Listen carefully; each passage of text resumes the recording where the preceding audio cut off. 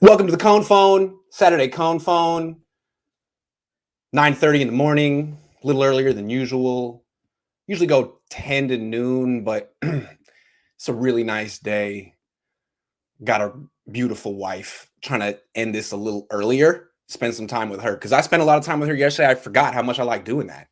So I'm going to keep doing that. You know what I'm saying? So I'm trying to end this by 11. But I figured I still want to give you guys 90 minutes because... So I'll start, and I don't want to take too much of your time, but I just want to make a vow and a pledge to you and to the 49ers, their head coach.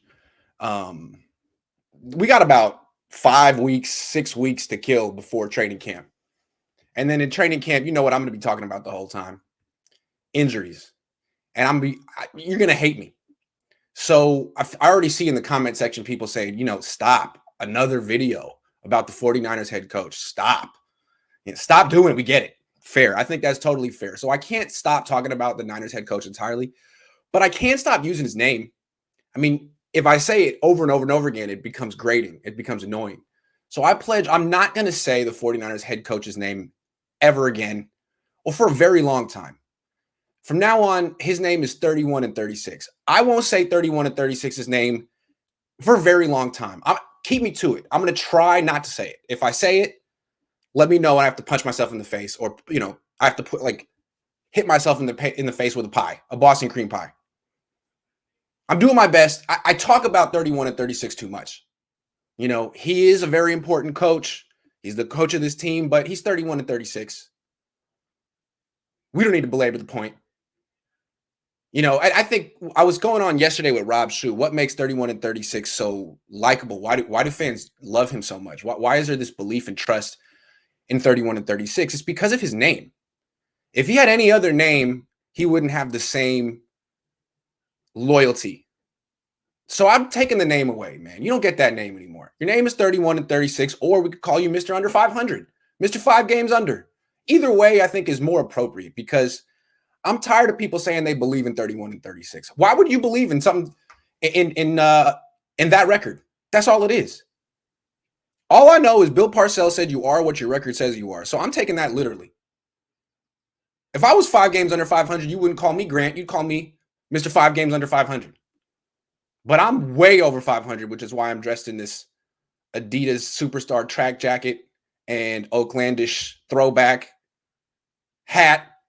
I'm like 70 games over 500 right now, so I'm feeling pretty good. But 31 and 36, that's his name from now on. If I call him anything other than that, let me know. I will hit myself in the face with a pie. When he's over 500, he'll get his name back. I just feel like that's fair. In the NFL, you don't get a name until you're over 500. You are what your record says you are. You know what I'm saying? He's not a champion, not a winner. 31 and 36. And I feel like this is the kind of motivation that will help him get to 37 and 36 one day. Become Mr. Over 500. I think that's a good goal for anyone. So I'll stop talking about Mr. Under 500, and you can talk about him as much as you want, but I've just made this pledge to you, to him, to the 49ers. Enough. You lost your name. You'll have to get it back by winning. Okay? Now let's take some calls. Here it is in the comment. Boom. And I'll take some over here. I think it's fair. I mean, it's not a good thing or a bad thing. It's his record. That's what he is. He has the power to get his name back by winning. And I think that'll be a good way for me to stop talking about him. What's up, man? How you doing? What's not up? your average. You see, you have a name. I don't have to refer to you by numbers. I like your not your average sport. How you doing?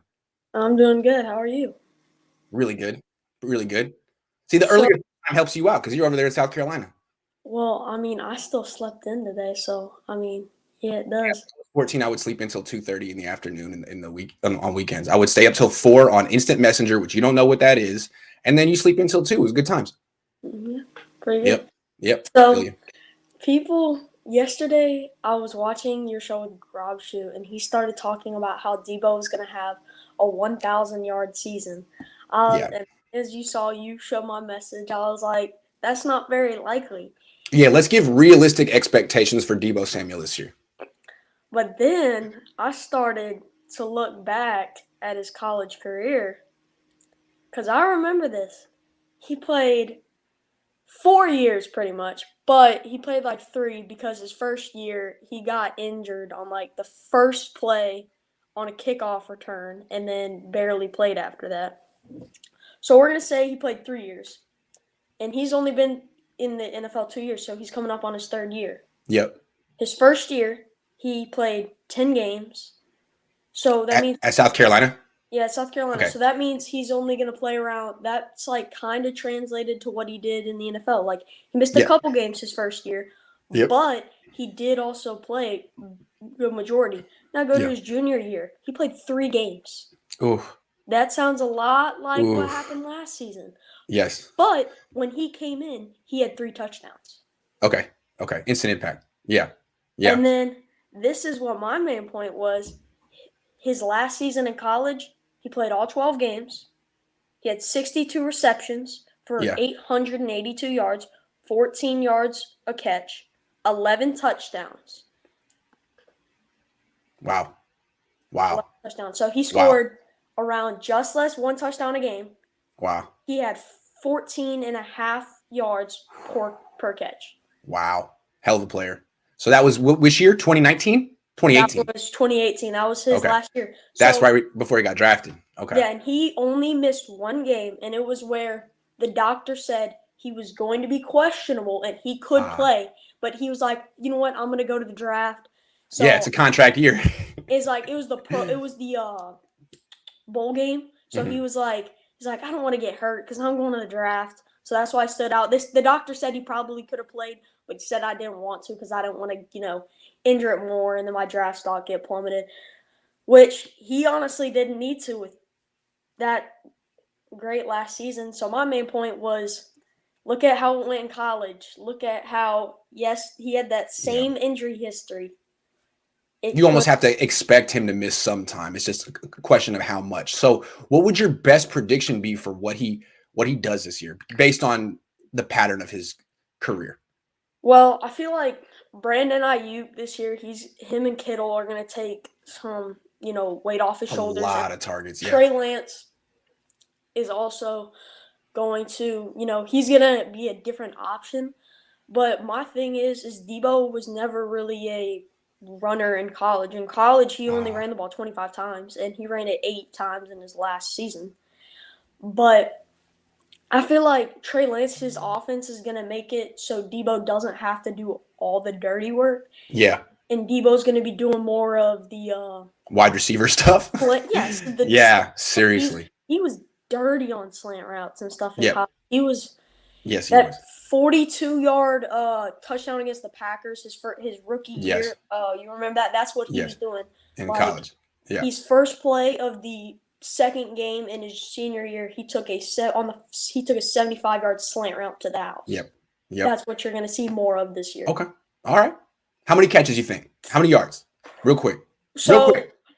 I think he's going to miss. I mean, I'm not going to say that, he didn't miss a game other than the Pro Bowl, so he's not going to miss one this year. I think he's probably going to miss, I'm going to say around 14. I'm going to say he's going to play 14 games, sorry. He's going to play 14 games. 14. Trying to think. It's hard. I think he will have 1,000 yards all purpose. I don't know if he's going to have 1,000 yards catching, but I think he'll have over. How many touchdowns? 4 catching and 3+ running. Love it, man. Phenomenal call. I'm on your channel this week, right? Yes, sir. We'll work it out. Either on, it's like Friday range, cool. Like late week, somewhere in there. All right. We'll work it out, man. Great to see you. Have a great day. You too. Later, man. All right. Really quick, I want to say that was a perfect call. I wanted to make this point. That was a perfect call. If you haven't, I've been doing this for about 6 months now. You notice what I do is I cut these up afterward and post them in clips, like me and you, like, co-hosts of the show. And a lot of times people come on and be like, yo, I got 8 things I want to talk about. Unless you're Shardal, you can do whatever you want. It's your time. I'm not telling you what to do. But unless you're Shardal, I think you're better off doing one thing and having a conversation with me about it for 5 minutes, because that way I can cut it up, put it as a standalone 5-minute video on YouTube, and you have the possibility of going viral. You could get 25, 30,000 hits and become an instant star. If you want to talk about 5 things, I can't really put a title on it because it's about 5 things. And there's a good chance I won't cut it and put it as a standalone. And you want that. I think you want that standalone video. I think everyone will want that. So do what you want to do, but there's only one Chardol. So I'm trying to say, if you go with one topic and talk to me about it for 4 or 5 minutes, that's probably the best way to go. Again, I'm not telling you what to do. I just thought not your average sports kid knocked it out. Let me take the next call. The vet, the legend, Korean 49er. How you doing, man? Good. How are you? I want that chain, man. I like that chain. I think the chain would complete my look, but you look great, man. Thank you, sir. The NFLPA, I don't know if it's the NFL or the NFLPA shut down the Niners' remaining practices because of the video of Lenore. That is a very good question. It seemed confusing. When I first heard it, it sounded like it was the canceling OTAs and minicamp this week and next week is punishment for what happened in rookie minicamp. But then as I read more about it, I don't think that's what happened. I think the punishment already happened. There was a couple of weeks of rookie minicamp, and the second one was shut down because of that. So the punishment already happened. I think this is old news that got leaked now. I think that's correct. So they still made a choice to shut down the final 2 weeks. I believe that may be the case, but here's my topic I want to talk to you about. Sure. The 49ers is trying to, understand these rules and communicate to Kyle and John, hey, we can't be doing this kind of stuff, or saying, hey, Diamador, appreciate that you want to do bump and run, but we can't be doing that and getting someone hurt. Hey, that's a great question. That's a great question, right? Like, how do you not know these rules? The way I interpret it is they know the rules. Okay. These are old rules. They've been instated since the last collective bargaining agreement in 2011. They know this. I think some teams have a philosophy like, we're going to push the envelope just because that's a competitive advantage and that's the kind of culture we're trying to build. I think it's pretty clear that the Niners are trying to push the envelope in terms of intensity and practice. They have very intense practices. I put together a complete list of 32 players who've gotten injured in practices, like DeForest Buckner. He's never gotten hurt, maybe never gotten hurt in a game, but he got hurt in Niners practice in 2017. So it seems like it's a symptom of that. Yeah, and before I let you go, the University of Alabama, they had a couple of receivers that got drafted. They're not the biggest guys, like I believe Devontae Smith. Devontae Smith. Got you. I got you. He's a 170-something pound receiver, and I believe they stress explosiveness over, just bulking up as George Kittle has done. And I'm not saying there's, sadly, there's more than one way to skin a cat. Per se. I think it's just so clear to me that the Niners training staff is overly focused on strength building and hard practices. I think there's a lot of evidence in it, and it's a double-edged sword. There are successes with George Kittle and Fred Warner, although George Kittle missed 8 games last year, and there's a clear downside, which is all these guys getting hurt before the season starts. Guys getting hurt in the weight training program. I mean, how many guys have torn pecs working out with the Niners? I mean, Breida tore his pec in the Niners weight room. Now you got Jeff Wilson Jr. tore his meniscus right outside the Niners weight room. I mean, I think it's clear they're pushing these guys to the very limit, and with not the best results. I think they need a new training staff. Yeah, I would agree with that. Oh, one last thing. Sure. Do you know when you're going to release the our coach imitation shirts?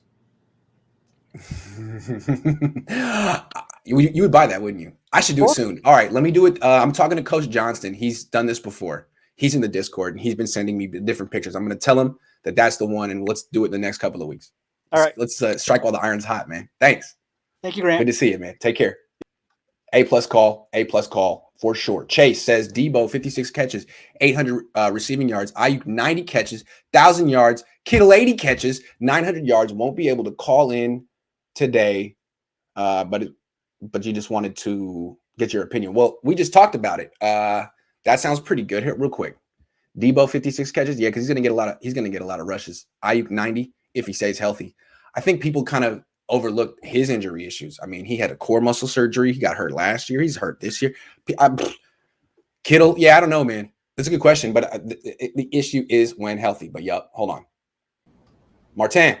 Hey, Greg. How are you? Good to see you. Fine. Yeah. So, What's going on? as I told you, like injury and rehab Yes. and all those things is kind of my wheelhouse. So I really want to talk about this. So Please. you really stretch at the beginning that idea that it was Kyle Shanahan fault for pushing them too much in practice and all of those things. It sure have an impact, but it's pretty vanilla, like an opinion, but it's really a shared no doubt, problem. Absolutely. It's not one thing. That's why it's so diabolical. Yeah, and the training staff has obviously a responsibility in this because that's a job. They have to make sure those people are well trained. And I don't know what they are doing, if they're stretching at a bad time or, like you said, putting too much emphasis on strength and things like that. If you remember David Boston, it's another thinking. But you don't have to be. I mean, Josh Kittle is a tight end. You have to be strong for sure, but you have to understand that some muscle are antagonistic to other, and if you're bulking some things, you're going to lose some other things, and some things. I don't know if you remember. There's a boxer from Quebec named Jean Pascal, which is pretty good, has a really good career, but it was so cut and so strong, and he has biceps like these. Yep. But not much. It looks good. Yeah, but not much good, boxers have biceps like these because they're antagonistic of punching. Right. So you get tired real fast because you have to support all of those things. So I'm kind of afraid that's what's kind of happening. And when you're talking about like injury, like that's where I have like a little problem with the idea that like those training are too hard or things like that because meniscus like tear up, Achilles tendon like tear up, and all those things. This is not a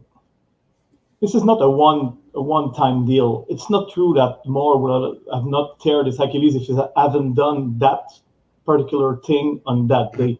It will have let go. It was waiting to go. It was waiting to go. Yeah, all those wear and tears. And the Niners should have known that, man. They got to know who's overworked and who isn't. It's kind of hard because it can be the weight or those. Because a muscle and a tendon and a ligament is really not the same thing, and you can have micro tear or multiple micro tear on those things that you feel like pain or but that's not really problematic, and maybe you got a cortisol shot on it that reduces the strength of it because it hurts a little bit, and then you use it and paf, it snaps. So I think it's a weird take, but I think those kind of hard training maybe call the herd a little bit. Because it may be better to happen now to you can react of losing those players than it happens on the first or second game of the year. Of course, those kind of big, huge injury when something really snaps, except when you talk about tendons and ligaments. When you think about pectoral tear, like you talked earlier, or muscle tear, that's really overcharge and pushing too much with the muscle that just snaps. But it's not, an Achilles tendon not supposed to like snaps like that. It's too strong. It's too important, and it has to become. It came from problem before, and then it was waiting to happen. So it's kind of my take on all this. Let me take my final take on this issue real quick too. Is I feel like my fear here is that this is an organizational decision in the sense that like pump them up, get them as strong as possible.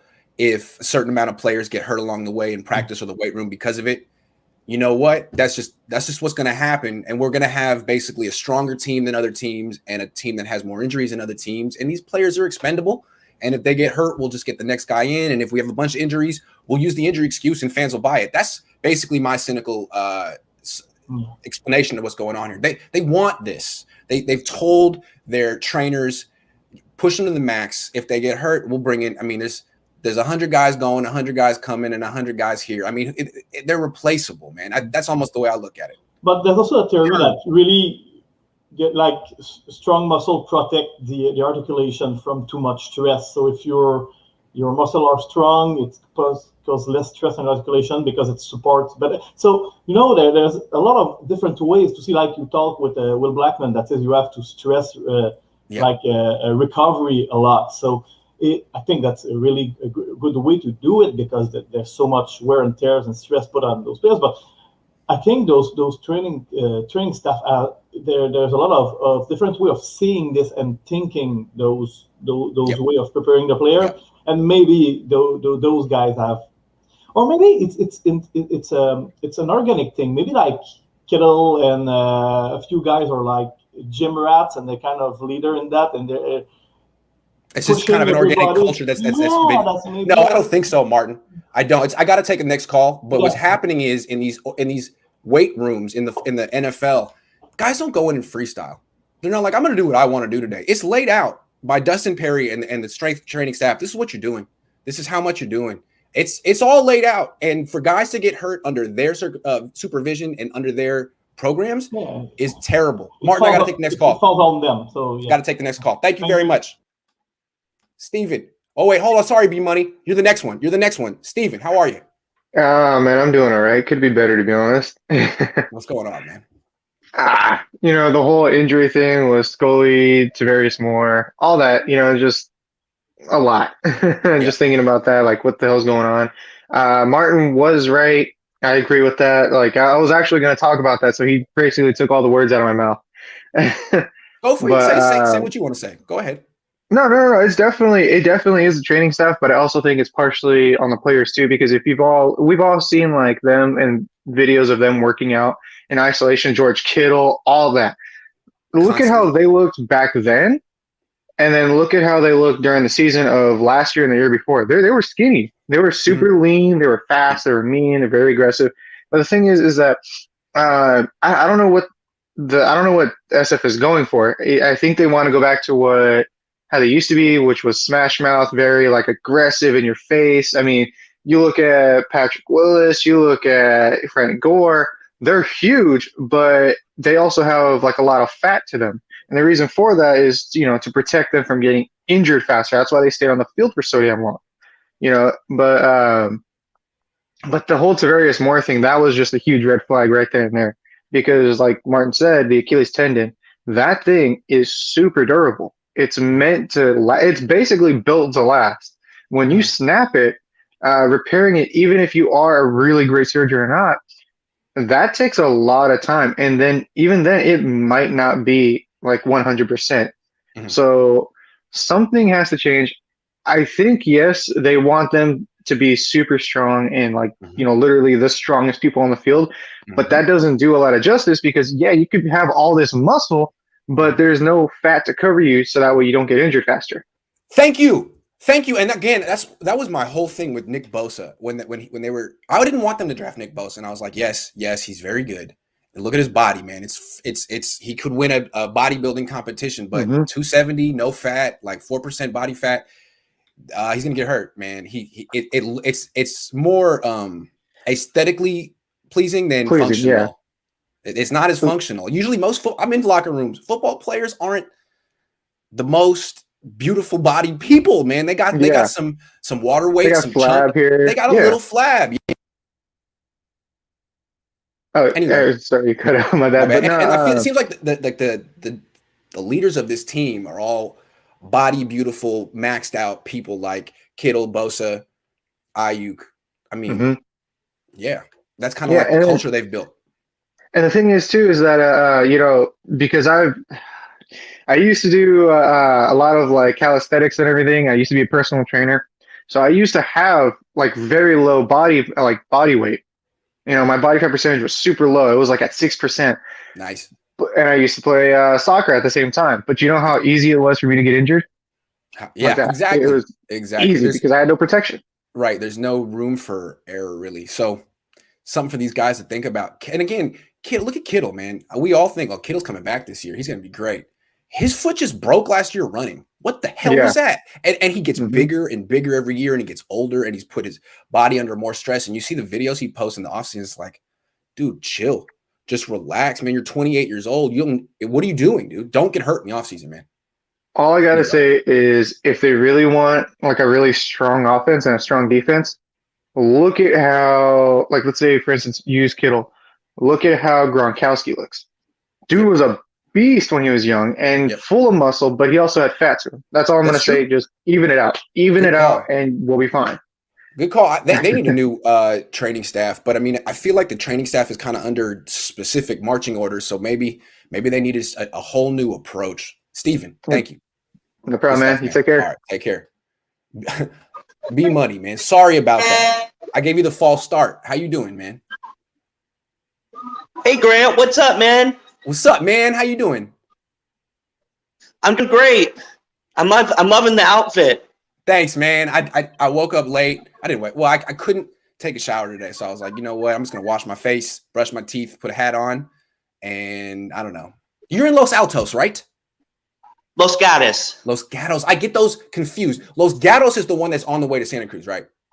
Yeah. That's very pretty, very beautiful over there. What do you do for a living, man? I'm a tennis instructor at a swim club. Jeez, cool. How old are you? 30. 30, man. Okay. All right. Well, what's on your mind? Yeah. I just wanted to talk about how Kyle hasn't brought in a quarterback guru. And like, is that because, he doesn't want people to like be like, oh, this quarterback guru's the one who's doing the job rather than Kyle? That's a good question. I have noticed that Kyle has very good position coaches all around the team except for at quarterback. I mean, not the offensive line. Well, the offensive line coach actually is very respected before he did the thing he did in Miami. You can Google that. But anyway, he's been around a long time, made a lot of money. Running back coach, legendary. A lot of very tight end coach is excellent. But the quarterback coach, I mean, Scangarello, he's bounced around the league. And last year they had some other guy that they just let go, Shane Day. I don't know why they can't do any better at that spot. It's the most important spot. And you have a nice conspiracy theory. Well, that guy would take credit from Kyle Shanahan. Maybe Kyle just doesn't know a guy, but I think that's compelling. Yeah, I think that's definitely compelling. You think that's what it is?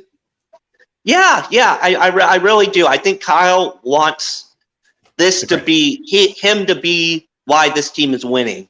Yeah. And quarterback gurus are the sexy thing right now, right? So. Well, let's talk to Kyle. Ooh, I just did it. Oh, no. Let's talk to 31 and 36 real quick, all right? Let's talk directly to 31 and 36 because I cover Jim Harbaugh. Jim Harbaugh had Jeep Christ as his quarterback coach. But Jim Harbaugh played quarterback as well. So when he was developing Colin Kaepernick, I was there. I mean, multiple off seasons. Harbaugh was doing the drills with him. He could actually talk about it because he played the position. He went through the drills. He was actually like a secondary quarterback coach. So when Kaepernick took off, Harbaugh could actually say he developed him because he did.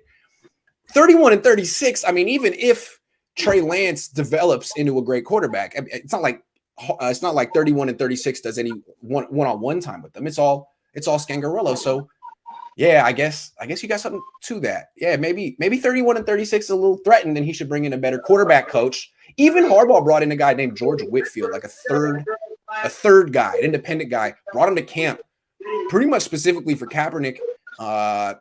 They should be bringing all these kind of guys in for Trey Lance. Instead, it's Scangarello at 31 and 36. Yeah. Good call. Good question, man. We'll see what happens on that one. They need to address that. I'll tell them B-Money said it. Good to see you, man. Good to see you. Take care. See you on Discord. All right. Another guy. What's up, Chase? How you doing? Hey, what it do? Hey, man, you're on television. Oh, wait, he's muted. Chase, do you want me to come back to you? I'm going to come back to Chase, all right? I'll come back to Chase. Yeah, absolutely. I got you. Hey, man, how you doing, Mean? I'm good. How are you? That didn't last long. I thought that didn't last long. You said Who? Kyle, man. You said his I know. I blew it. 31 and 36. I gotta pie myself in the face. Oh well. Yeah, we would like to see that, like maybe like tomorrow. The counter. There should be a counter on the show. How many times I mess up? I'm at 1 right now. 31 and 36. Sorry about that. Okay, so moving on to what I wanted to talk about today. Let's talk. That last week we didn't get Julio Jones, which most Niners fans were upset because we thought they would give up way more than they would to get Julio Jones, which is only a second and a fourth, and they also got a sixth in Julio. Mm-hmm. And now we still have that second. We still have that second and fourth, and the Niners didn't give it up for Julio Jones. And one position group that the Niners really, really need to improve in is the cornerback position. Mm-hmm. And Rashad Breeland was in free agency, and he got picked up by another team. So now the only option that I could see the Niners fixing that cornerback position, which is a huge, huge need for them, because especially in a division like the NFC West, when you have to play guys like DK Metcalf, Tyler Lockett, DeAndre Hopkins, AJ Green, Cooper Kupp, Robert Woods, you have to play those guys twice a year, and you're even going to see them in the playoffs. Most likely you're going to see at least one or two of those guys in the playoffs every single year. And your cornerbacks aren't that good. Besides Jason Verrett, Ambry Thomas is also a rookie cornerback. Diamado Lenoir is also a rookie cornerback. Those guys are going to struggle year one.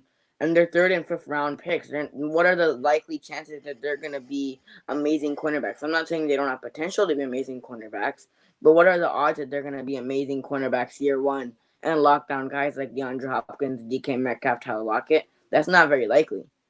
Very unlikely. And if Jason Verrett gets injured this year and he doesn't play, what's their cornerback group going to consist of? Emmanuel Mosley and Diamado Lenoir and Ambry Thomas are going to get killed. Bad. Yep. And K'Wan Williams, I know we signed him to a 1 year, but last year he didn't play. He only played maybe like 3 or 4 games. And when he played, he didn't play bad. But the thing is, he missed almost all of the season. Majority of the season, he didn't play. So if you have to play against guys like DK Metcalf, DeAndre Hopkins, and those players, you guys are going to get killed. And even last year with Richard Sherman. K'Wan missed 8 games last year. K'Wan missed 8 games. He only started 4 though. But yeah, he missed half the season. He missed half the season, right? So we play guys like DK and DeAndre Hopkins. And even last year we got killed by those guys. Like DK, when we went to Seattle, we couldn't even stop him. We were getting destroyed by him. And in the first game of the season, DeAndre Hopkins would have put up like 140 yards against us. So since we still have that second and fourth round pick, why not propose a trade to New England and try to get a guy like J.C. Jackson or Stephon Gilmore? Because J.C. Jackson didn't play bad last year. He had 9 interceptions last year, which was second in the league. And he's a pretty good corner. He's also 25 years old. Stephon Gilmore's a little bit older. But Stephon Gilmore's a little bit older than J.C. Jackson. But Stephon Gilmore was also a former Defensive Player of the Year. I hear you. So, okay, here's my thoughts on this. I think either one would be great. But let's go back to what you said earlier.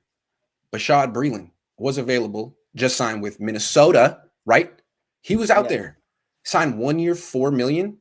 That's a good price. I mean, that's not even like that's just a tiny bit more expensive than Emmanuel Mosley, and he's better than Emmanuel Mosley. He's better than Emmanuel Mosley. I like Emmanuel Mosley. He was out there. They didn't want him at a cheap price. So if they didn't want Rashad Breeland at 1 year, $4 million on the free agent market, are they going to trade for someone who's more throw a pick at someone? See, to me, they're not taking it seriously. They're looking at that cornerback spot and they're like, man, we got Diamador. We got Ambry.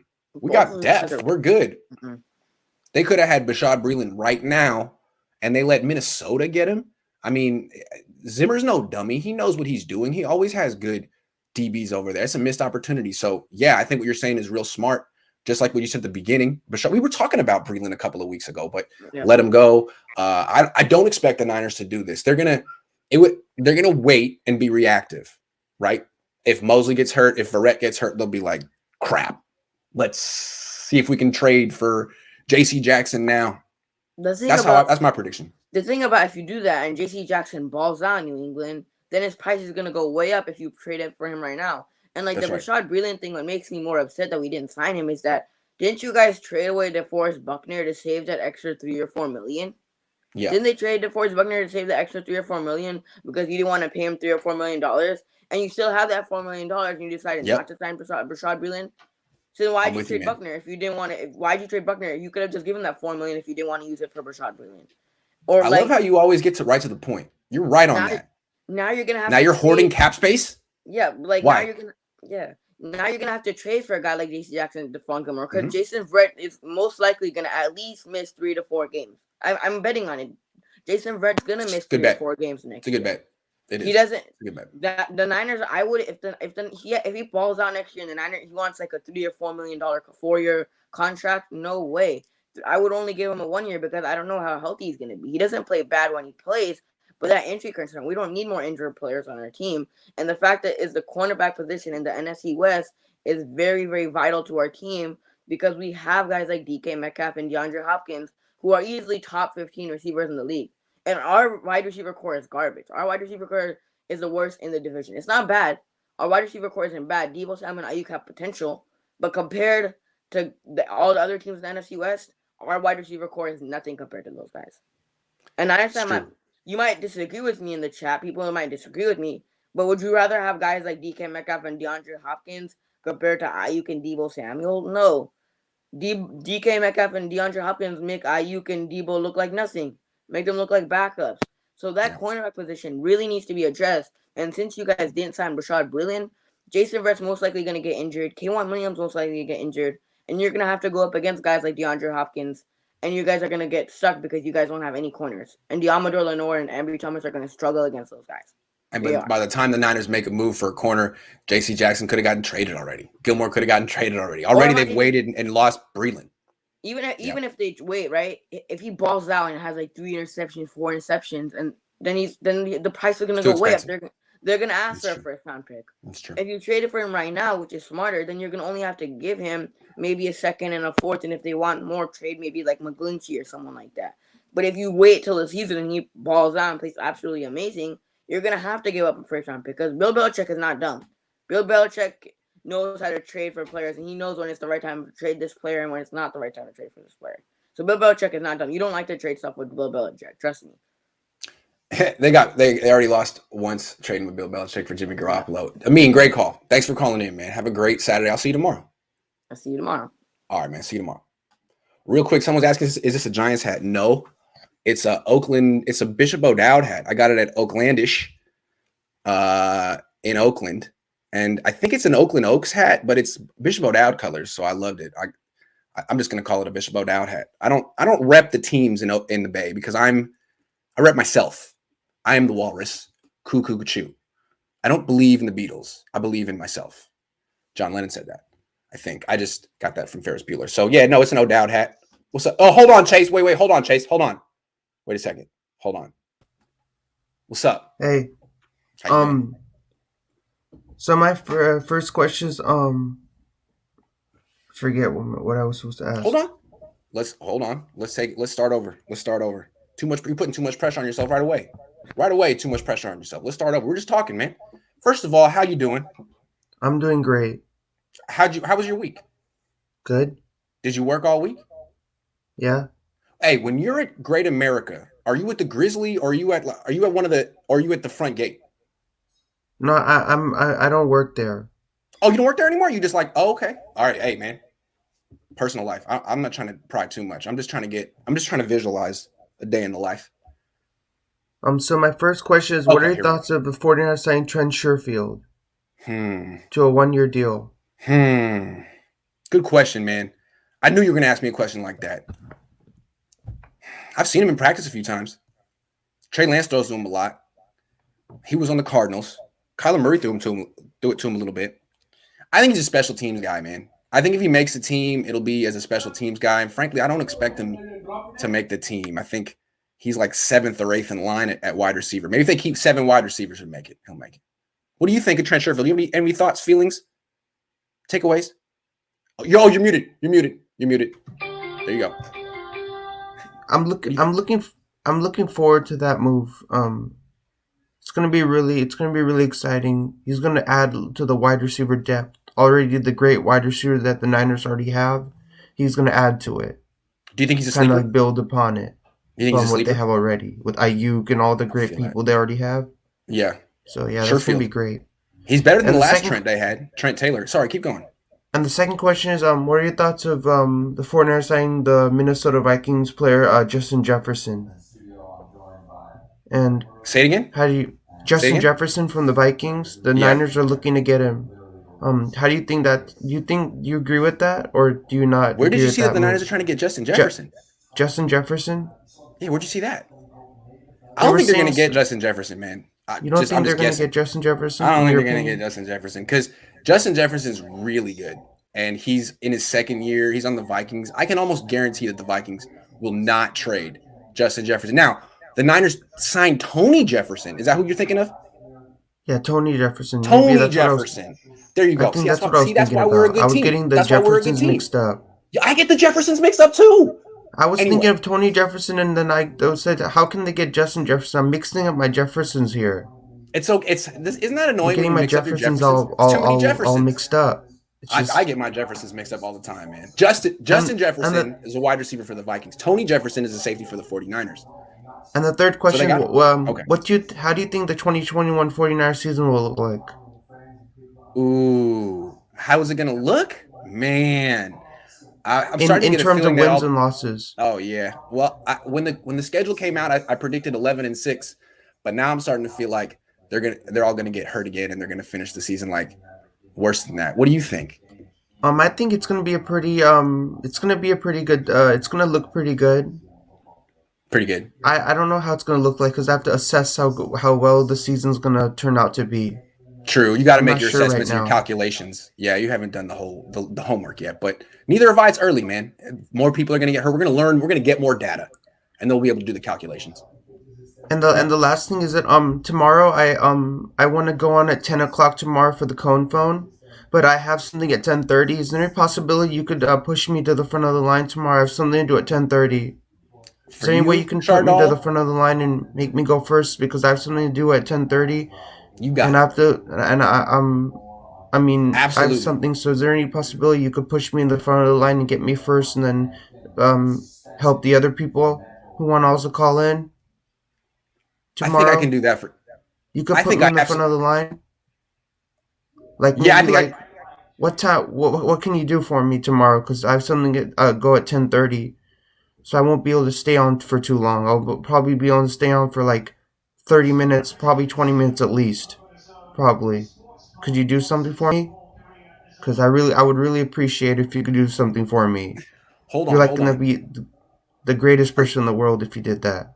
So you're telling me you're busy after 10:30. Was that what you're saying? Yeah, 10:30. I have something to do at 10:30. So if I stay on at 10, I'll only be able to stay on for like 15 minutes and I have to leave. I see. So you want to go on before 10:30. I think I can work that out. I want to go on before 10:30. Hey, as soon as I see you in here tomorrow, I'm putting you on, all right? How about that? Okay, I'll be on tomorrow. I'll be the first caller tomorrow. That's going to be really exciting. I'm excited. I'm waiting to be the first caller tomorrow because I never was the first caller. Always Sai was the first caller. Tomorrow's going to be you, man. How's it feel? That's going to be my debut tomorrow. It's going to be your debut. I'm going to look nice for you tomorrow. I'm excited. I'm going to look really nice and snazzy for you tomorrow because I'm going to be I'll be the first caller tomorrow. Chardal, I just got to say that I don't know if you can top this, man. You're doing the best you've ever done right now. This is by far the best call you've ever had. It's just amazing, the places you go. It's great. I love it. You're a star. I can't wait for tomorrow, man. 10 I really appreciate all the positive messages you're giving me. I never knew anybody who could give me such positive messages than you. I mean, really? You're the man. You're the man. No, you're the OG. No. You're the man. You're the OG. What are you talking about? You're the OG, man. Nah, it's you. It's you, baby. Chardal, I gotta take some more calls, but really, I could just have you on here all day. I really want to come on the show with you and have like a one-on-one show with you, me and you. Talk about some football, talk about some Niners. I think you're ready, man. I think you're ready. Let's talk tomorrow, okay? You're pretty fun, too. Yeah, I'll talk to you tomorrow. I'll be the first call tomorrow. I'm looking forward to it. All right, take care, Chardal. Have a great day. I'm looking forward to it. See ya, Grant. Have a nice one. Is he the best? Is he the best? Man, that guy always, man, that was just fantastic. All right, Chase. I've been keeping you on the sideline for a while. Now you're up. What's up, Chase? All right, so hopefully I'm good now without either anyone else bothering me or other technical issues because I tell people I'm busy and then they want to bother me every 5 minutes and then it's all right. So do you think the 49ers regret trading DeForest Buckner? Do you think the 49ers regret trading DeForest Buckner? They should, but I don't think they regret anything they do. I think they pretty much don't second guess themselves. They don't live life in the rearview mirror. And you know that mentality is going to kill them, and that's going to ruin their team. It's a bad mentality. You got to be able to admit when you're wrong, and trading away to DeForest Buckner was one of those. But they're going to still say, well, we don't know what Javon Kinlaw can do. Let's wait to see what Javon Kinlaw does this year. So we'll see. I'm not going to forget. I believe he kind of has that Fred Warner personality, doesn't he? I don't know too much about his personality, so I'm just asking you, see if you know. Yeah, I think there's some similarity there. Yeah, because we need more people like DeForest Buckner on our, or not DeForest Buckner, Fred Warner's personality on our team. Yeah, because Fred Warner is a true leader, lead by example, really super professional. Much of that. Yeah, I don't know how the team felt about DeForest Buckner, but in my dealings with him, he was always available, professional. He made himself. He talked to the media every day. The locker room was open. I mean, he did everything right. I don't know if they didn't like him behind. Maybe he was standoffish. Who cares? He was just so good and dependable and reliable and consistent. So yeah, they should really freaking regret that. Yeah, if you have a player that good, there's especially trading. I feel like he's worth more than one first rounder. That's what I thought. I mean, they took him with the 7th pick. He improved. He was 25, and they traded him for the 13th pick. I mean, couldn't you get more? He only got better, and you took him at 7. I don't get it. But anyway, they're gonna have to. We're not gonna let him off the hook for the DeForest Buckner thing. It's like just like they're not off the hook for taking Solomon Thomas, and it's 4 years later. Anyway, Chase, I got to take some more calls. Solomon. All right. Bye. Thanks, Chase. Take care. Jose, what's up? What's up, Grant? How you doing, man? Doing all right. About yourself? Doing all right. Hanging in there. So I wanted to ask you, first of all, shout out to Chardal. He killed it. But first of all, it took him 2 minutes to ask if I could put. I was trying to say, yeah, man, you could go to the front, and he just kept going. I'm not going to stop you. I'm not going to stop you, man. Go ahead. I love that guy's great. Let Chardal be Chardal, I guess.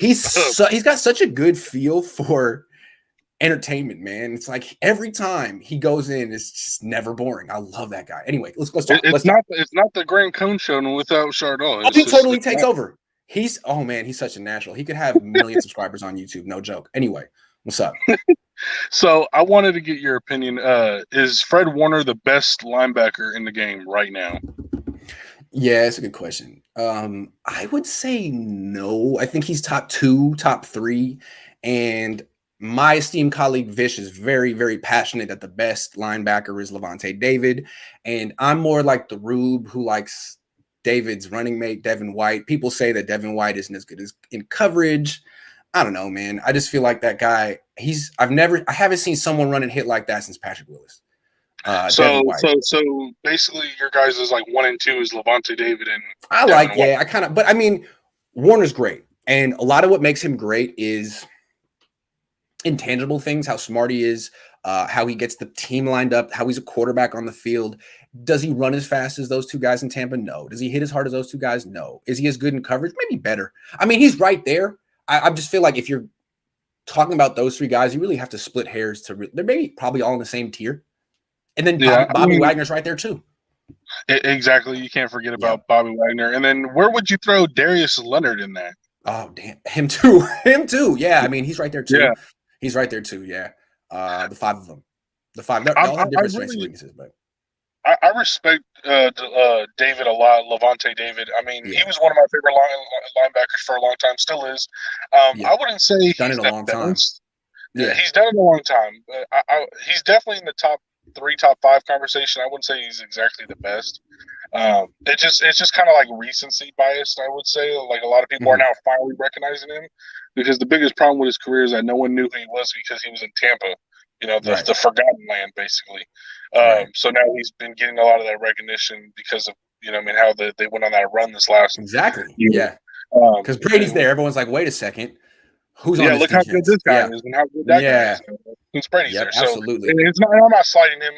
Like I said, I still think he's top 5, but I don't know if I would call him the best. But I don't know if you could take either Levante David and Devin White and put him in the Niners defense at middle linebacker and they could do everything that Warner does. And I'm not sure that necessarily you could take Warner and put him into their spot in that 3-4 and he could do everything that they do. But they're all great. Exactly. Yeah. It's all about scheme fit and what are you asked to do in your scheme. That's also very important. Fred Warner is literally the quarterback of our defense. And I'm not sure that David or what's his face White have the leadership that Warner has. Wagner does. Right. Yeah, exactly. And another thing about Warner too is I think he's the best coverage linebacker in my opinion, because of what he's asked to do. You know, he basically, when we do quarters or cover two, he's basically the guy that covers the entire middle of the field. On seam routes or what I mean, just up on the those middle. deep over routes, he has to pick those up. Now the thing about him is he doesn't play as much straight up man-to-man coverage as like Tart or like the safeties in the or even like Bowman and Willis back in the day. They kind of have him in zone, but he's so good. He's like Richard Sherman. He can sit there and read the play and see the pattern and kind of know where the ball. He can kind of break on stuff from zone before the receivers because he's so smart and he's seen the play and he does his film study. So he is great in zone. It's kind of specific how he does it, but it was specific how Sherman did it too, and it was a Hall of Fame career. So yeah, he is great at that. He has a higher Wonderlic score than probably most starting quarterbacks in the NFL. Yeah, which is crazy. I didn't know about that until you brought it up on your show a while back. I think Fred Warner definitely is, in my opinion, I think he's number two. Whether number one can be, whether it's Bobby Wagner or, it's a couple guys you can throw in there, but I think he's top two for sure. All right, man. I got to take the next call, but it's always a pleasure, man. I'll see you tomorrow. Yep, see you tomorrow. Great call, man. Thanks. A+ call. You guys are keeping it real concise on one topic and knocking it out. These are going to be great. Thank you. Compass says, Grant, my boy, nice exhibition of pace and shown. Big props. Are you kidding? The Chardall hour is the most entertaining hour of the show. I was glad that he was going to, sometimes I have to like tell him to slow down and come on. And he had it today. He really knew that it was his time and he killed it. You got to love when you watch people improve like that. When you watch people, start to really get comfortable in their skin. That's what you got to love. Sean says, Chardall, I look up to you. Your intensity scares Kyle. That is why he took jabs at Grant. Do you think Kyle's disappointed in Trey already? Kyle is a salty buddy. It's interesting. All this praise he's given for Jimmy Garoppolo right now. I'm always like, what's the subtext here, man? What is with all this praise for Jimmy? What about Trey? So something to it, man. All of a sudden he's a big Jimmy fan. Pie money. Yeah. Did I just do it again? I said Kyle. I said it again. I think I have to pie myself like 4 times. 31 and 36 is his name. All right. Gavin, I'm going to get to you, but Waruna's next, so don't leave me in Wales. I know you're in Wales. Gavin, you're next after Waruna. Waruna.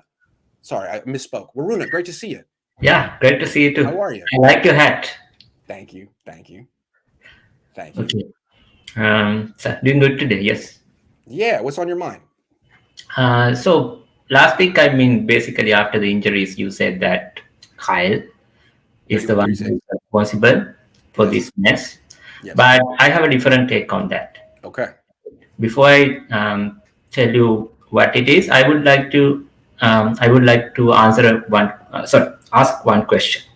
Yes. So in last 20 years, from 2000 to 2020, right? 20 years. Where would you rate 49ers from scale to 1 to 32? And that scale was brought up by organization. As an organization. Organization, we lost everything included. Where would you rate 49ers? Bottom 8.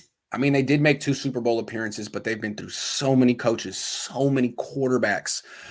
They've been unable to have any sustained success. They had 3 winning seasons in a row under Harbaugh, and that's it. So I'd gotta say bottom quarter, bottom 8. Yeah, I do agree. So I looked at some interesting stat, right? Yeah. So from 1980 to 2000, right? 49ers were the team that won number one 70% of their games. Basically, that means if you put into numbers, 11-5 record every season. Like what the Patriots were the last 20 years, that's what the Niners were. Yes, right. Yes. Then last 20 years, 49ers record is just 46% wins, 154 wins, 181 losses, 20th place, right? Yes. So that is really bad. Even from 1980 to 2000, 49ers made 2 playoffs in 16 seasons, just 4 times, right? Yes. So basically, who is the responsible for these last 20 years? The Yorks. That's their legacy. They took over the number 1 franchise in football from the number 1 owner in football and turned it into Cleveland West. Although Cleveland's in a better spot right now than the Niners. Are they? I don't know. I don't know. I mean, they are in a better spot right now, but I mean, in terms of they're coming off a better season than the Niners. It's hard to say they're in a better spot because the Niners had injuries. Yes. No other team has injuries, but the Niners, Waruna. I want to let you know the Niners had injuries last year. Yeah. I mean 36. Sorry. That's the reason. So if this team keeps having injuries, the Jet dude has to step in. He has to check. Okay, what the hell is going on? The hell is going on? Yeah. Right. But he is not doing his job. Thanks to Jim Harbaugh, at least this record looks much better. If not for Jim Harbaugh, this would have been much worse. And most of the 49er fans, they make fun of Cowboys, but Cowboys are better than us. They have a over 500 record in last 20 years. We are worse than that. That's true. So what is the Niners record the last 50 years? The last 20 years, excuse me? 20 years. So their record is 154 wins, 181 losses, and 1 drawn game. So basically it's just 46%. And Niner fans are so happy because they had some playoff wins and one appearance, a couple appearances in the Super Bowl. They're 30 games under 500 the last 20 years. Yes. Since Jed York took over, they're 30 games under 500. That's his legacy. They've gone through how many quarterbacks, how many coaches, but they're going to work it out because the only thing that held them back last year was injuries. Other than that, they're a top class organization.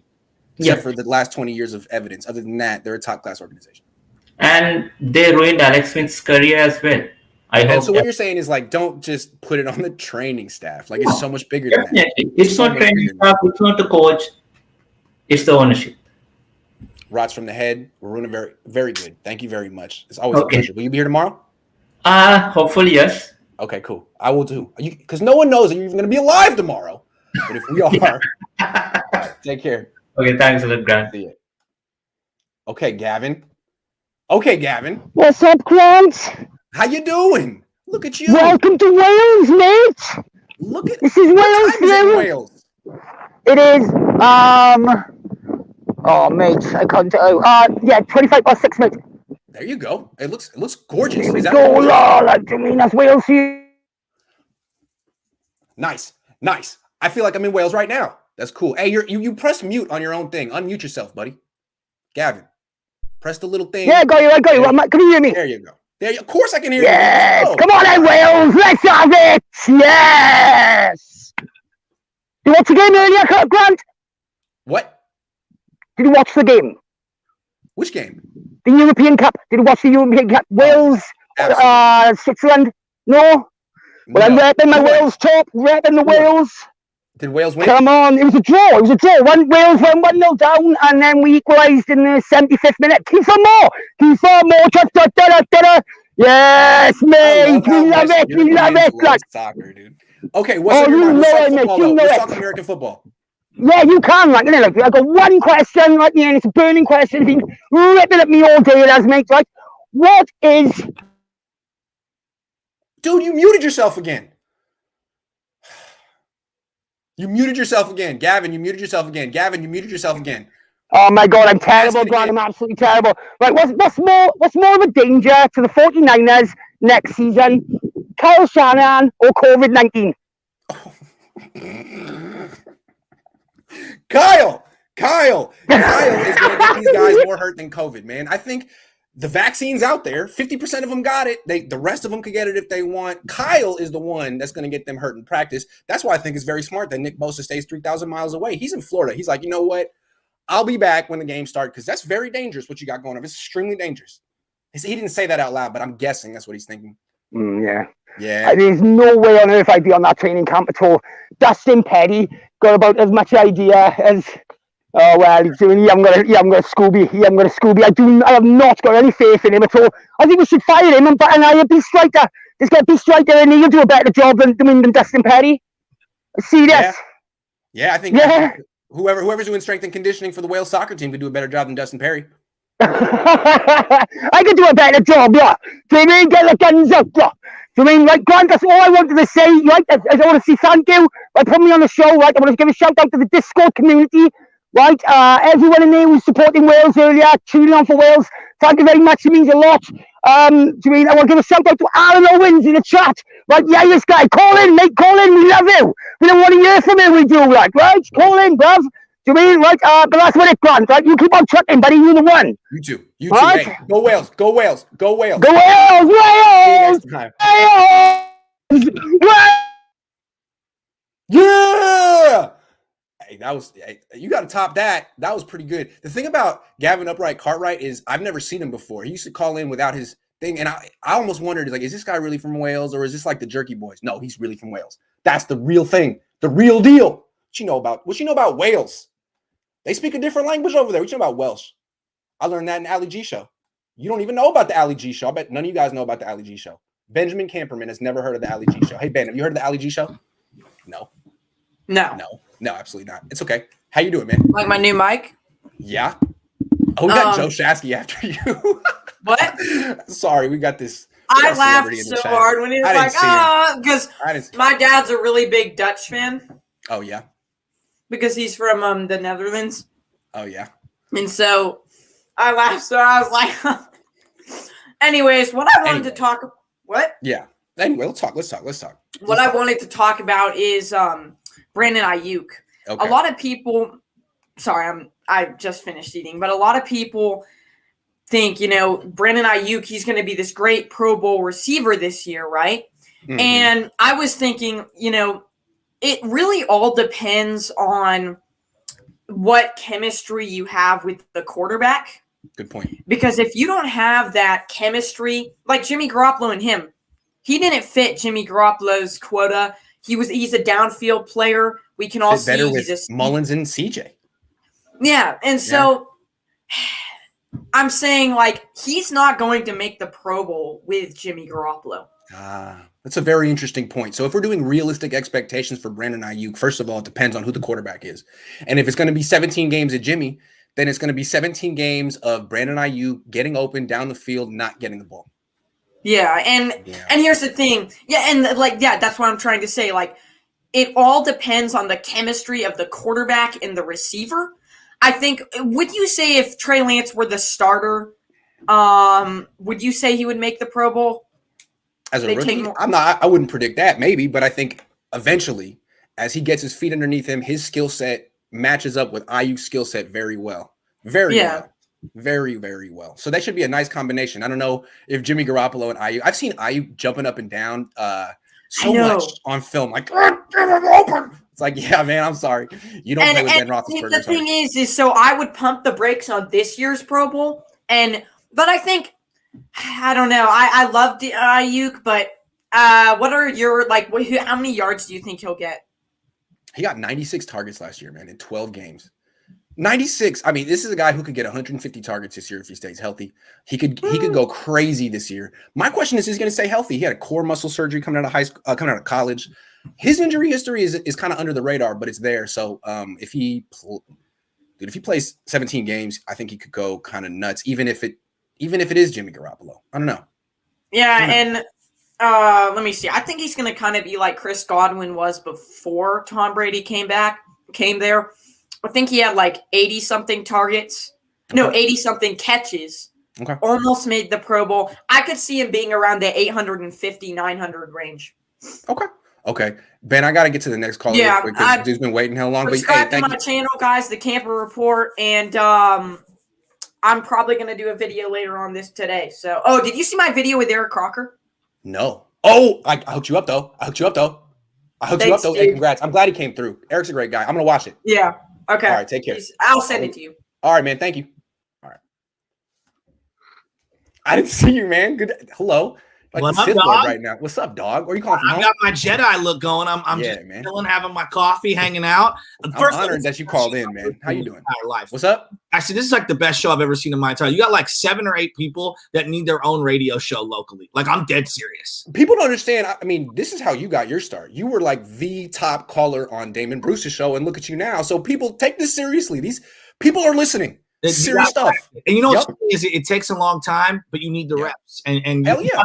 Shout out Bishop O'Dowd. Steve Phelps grew up in the city. Steve Phelps, actually, I played for a lot of his travel teams growing up. He used to have all the kids from my side of the neighborhood, and he'd bring them over. We'd play a bunch of the all-white teams, even though I'm the white guy. I was the lone white dude on his team for many years. Steve was a great man to me and helped change my life. So Steve Phelps was the coach there my freshman year, and then he left. And now his brother is like the president of the school. So I didn't even know that. You know, right. he changed my life forever. I still run the drills and practices to this day. Wow. And he's Mr. Shasky, you got to pivot and not panic. I mean, he's one of my favorite coaches of all time. Fundamental. He's legendary, right? He was there a long time, won national championship. I mean, not state championships, whatever. He was a San Francisco coaching legend. Basketball, baseball. He was the drill sergeant, OG style. I mean, look, I got my Jedi look on today. He is Yoda. Like, no joke. Like, that dude is my straight up Yoda. When was the last time you saw him?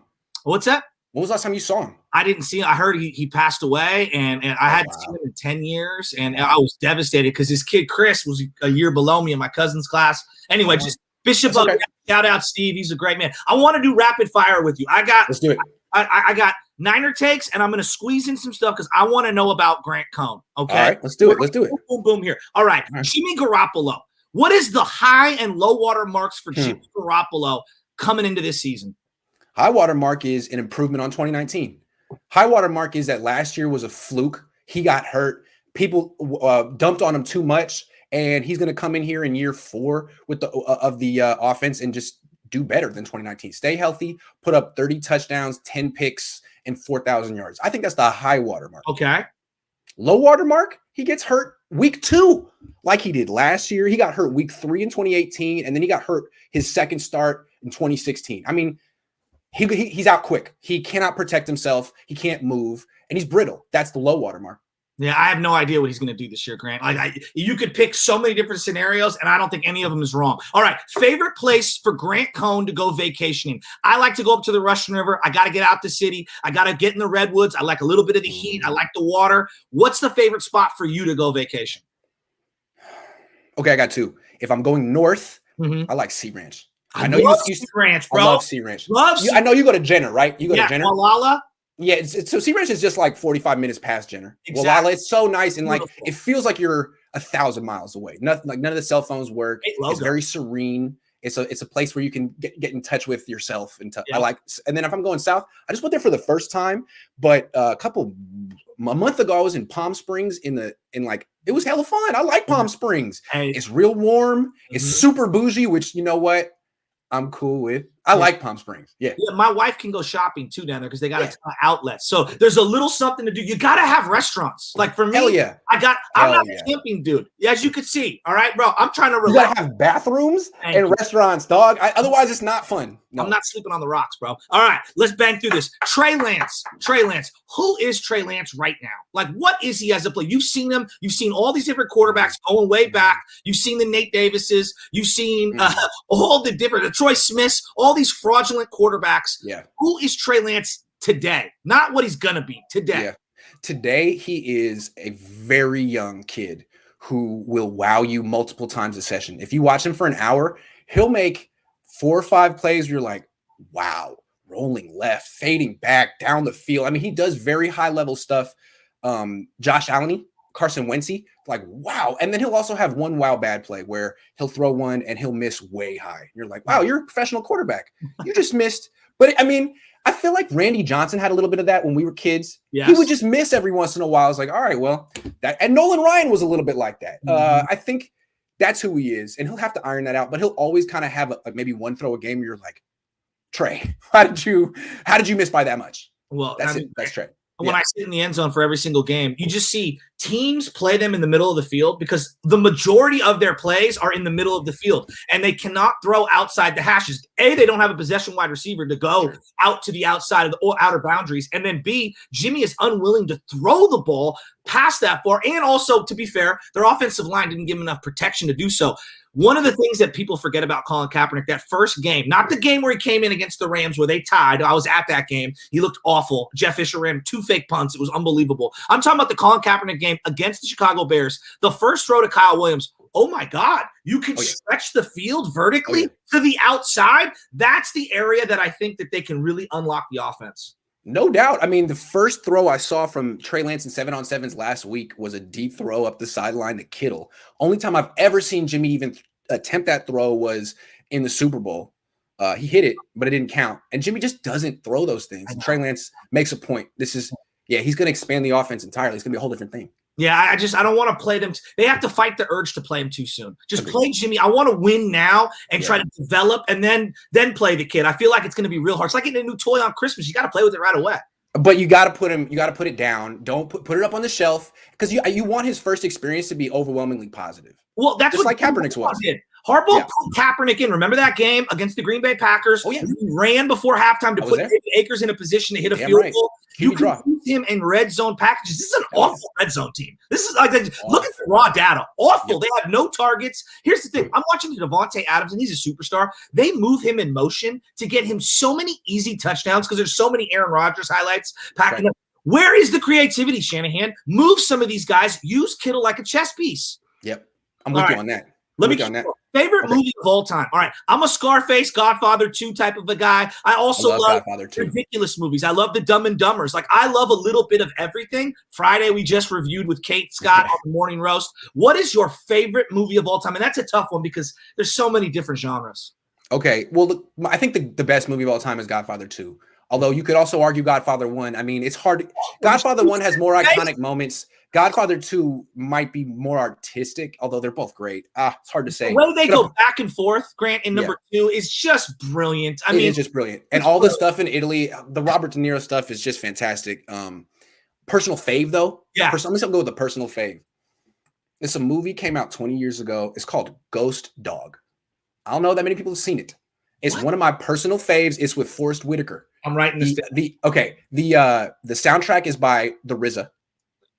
He's ahead of his time, 25 years ahead of his time. I'm a Woo guy. You know, I grew up on Woo. Let me just tell you the premise of the movie. It's about a black guy from the hood who's getting basically killed by some other hoodlums, and an Italian mob guy comes out, saves his life. So the guy who almost died, Forrest Whitaker, dedicates himself to this mafia guy in a very like samurai way. It's like I'm only alive because this man saved my life. So I'm his retainer, and he becomes this like black samurai who's dedicated to the life, and he becomes the number one hitman for the mob. They use him for all their stuff. And what happens is early on in the movie, they put him on a hit, and he does it perfectly like always. But there's the boss's daughter is there and just happens to see it, and they decide they gotta rub this guy out. And so he goes on a whole mission to somewhat defend himself, but at the same time, he knows that if they want to rub him out, that he has to take it. So it's a very deep movie. It's a Western, involving a black samurai and the Italian mob. That's what it is. And the soundtrack is by the RZA. It's great. It's a great movie. Western. You know what I mean? Love it, man. It's very slow too. The beginning of the movie is a pigeon flying for 4 minutes to a RZA beat. That's it. I highly recommend that movie. I'm going to check that out. The Way of the Samurai. All right, let's get back into football. I got a couple more here. All right, buddy. The 49ers lack a fourth quarter bell cow. This has been something that I've been driving home for years. I like Raheem Mostert as a home run hitter. I don't love him week 11 trying to ice out the clock in the fourth quarter against stacked boxes. What is Trey Sermon in year one? Can he be the bell cow bigger back that they thought Carlos Hyde was going to end up being, but he never developed into? I don't know about that, man. I mean, he's got the physical body for it, but look at his history. He missed most of 2019, and I think he didn't run that much at Ohio State last year. He got hurt too when he was kind of in a committee. I think the idea for him is to keep him in a committee. The one guy in this backfield who doesn't have a huge injury history is freaking Wayne Gallman. Don't write off Wayne Gallman. Don't write off Wayne Gallman. Sure, it should be Trey Sermon, but if it's not, it's Wayne Gallman. Well, hey, we got to take another call, so let's do this last one real quick because I'll bang this out right here. All right. Sorry, Joe. Rapper of all time. We got to settle this debate. Who is your personal favorite rapper of all time? Okay, well, I think the GOAT is. I mean, there's a right answer here. I think the GOAT's either Mac Dre or Ice Cube or Slick Rick. But personal fave. I love Drew Down. To me, Drew Down is like he was the inspiration for E40. He was the inspiration for Sugar Free. I mean, he was the original West Coast player with the perm and that funny voice. I love him, and he basically went to jail, and his prime was cut short, but he's back now. And I just found out that one of my homies from childhood, Donald Bretthauer, is like his in-house producer, making all of his beats. He goes by Donatello. So shout out Donald Bretthauer. Shout out Drew Down. I love Drew Down. His first two albums, you can play all the way through. Before you go to the next person, I'm going to leave you with this. D Ford has been a lemon since day one. You traded a second-round pick. You gave the guy 5-year, $85 million deal. He will make three-year deal. He'll make $41 million guaranteed. 6.5 sacks. 6.5 sacks. Harry Hyder was signed by the Seattle Seahawks for $6 million over 2 years. The guy gave him 8.5 sacks. Between Armstead and D Ford, you have 2 of the top 5 paid defensive ends. $17.5 million a year was their annual over the last 2 years. They have gotten 0. They basically chose D Ford and Eric Armstead over DeForest freaking Buckner, and then said, we can't afford this guy and that guy, whether it's Julio or whomever. The D Ford acquisition, although he played 22% of the snaps and he was good when he was on the field, I would argue you could have got anyone to play opposite Nick Bosa and you would have gotten comparable production. Ibukim, whatever the hell his freaking name is, I hope that he ends up being a player for this team because, dear God, the D Ford thing, my mom could have told you that he was going to stay injured. 22% of the snaps in 2019. The Chiefs could have told you. The Chiefs could have told you. So I think the Niners have gotten about 300 snaps from D Ford and paid him, no joke, $37 million. 226. Dante Pettis. I'm gonna give him the playoff snaps. I think he played a little bit in the playoffs. Okay. So you give him that too. He might get up to like 280. $37 million. 37 plus. And the buyout this year, even if he gets a post-1, whatever retirement thing, it is a nightmare. I'm sorry, the D Ford thing to me, I knew the day they traded him. Why is Kansas City getting rid of this guy? Oh, and then they're going to go swing a deal for Frank Clark and give the money that they were going to give the D Ford to Frank Clark? Smarten up, people. D Ford. Worst move. It's arguably a worse move than Solomon Thomas, but the two together are a doozy, man. And then you couple it up with the Eric Armstead thing, where you pay a guy to be a big stiff and be a redundant player who doesn't get to the quarterback. Like this thing about, pressures. No, do you sack the quarterback? Do you make plays? He does neither. No. Joe, A+. I love you, buddy. Thank you so much. I love you too, man. Good to see you. And mic drop. He made a career out of calling in to radio shows. He's basically the original Shardal or one of y'all. So let me take that was 15 minutes. Sorry about that. Josh, what's up, man? No worries, man. How you doing? I'm doing great, man. Good. Hey, so this is what I wanted to talk about. I thought this was interesting. You can't say his name, but since Kyle's kind of the focus of the show today, I was thinking to look at Jed's relationship with Kyle and compare it to Jed's relationship with the former coaches he's both hired and fired. Because I think it's interesting when you look at his relationship with Kyle.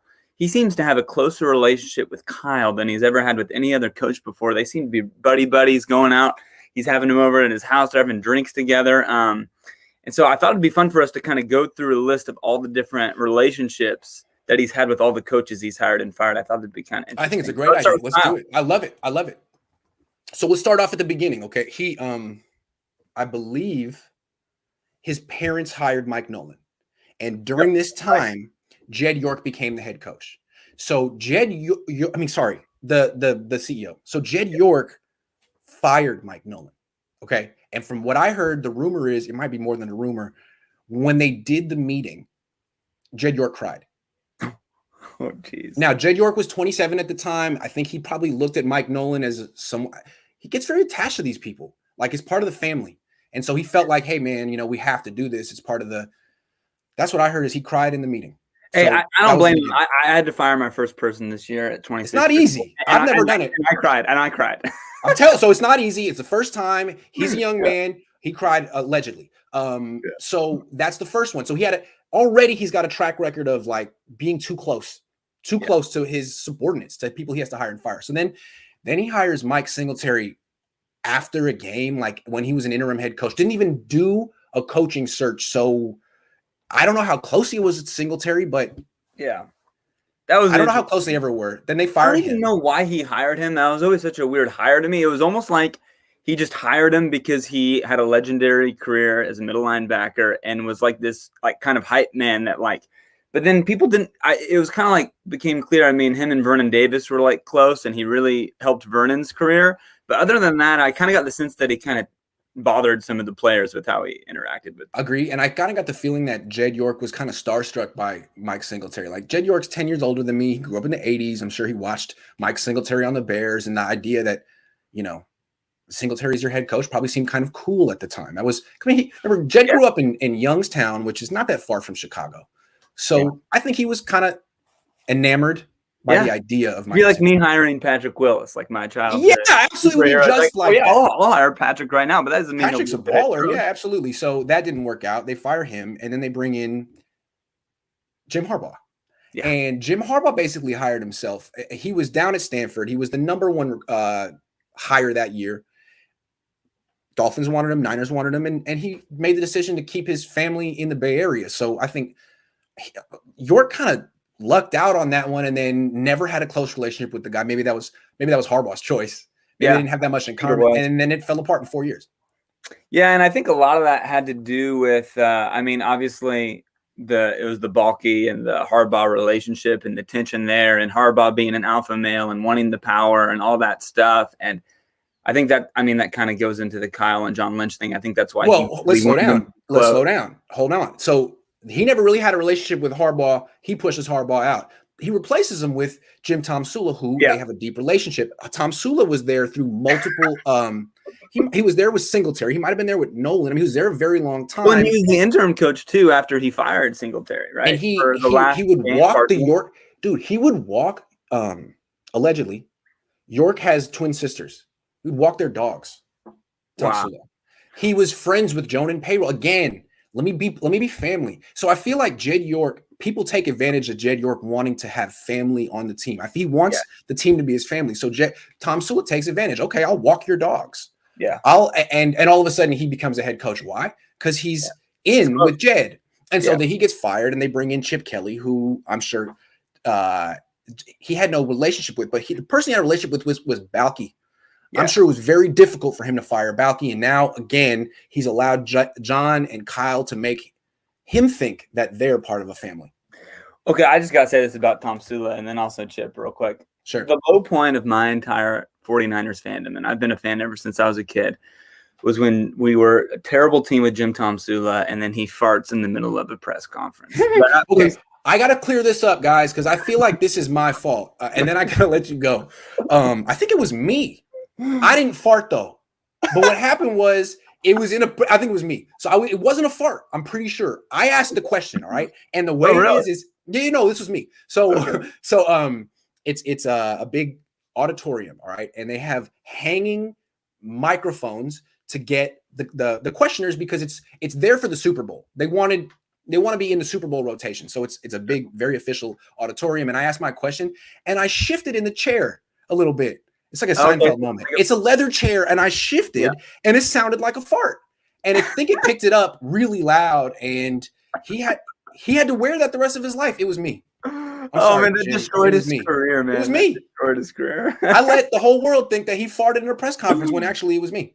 I didn't fart, though. Hey, if I had farted, maybe I wouldn't have said. Hey, anyway, thanks for coming on, Josh. All right, catch you later, man. It was me. B Money says, does Kyle have a long leash because him and Jed are boys? Yeah. All of a sudden, it seems like it says my connection sucks. What's up with that? Is it getting better? Not really. Hold on. Let me put it on my, let me do my hotspot real quick. Hold on. Ridiculous, man. I got to get a new modem. Hold on. I'm going to go hotspot. Going hotspot. Hold on. I'm not done with y'all. Hold on. I see Don Burton there from Detroit. Oh, that's going to be fun. Hold on. I just got to switch my internet connection real quick. iPhone. Connect.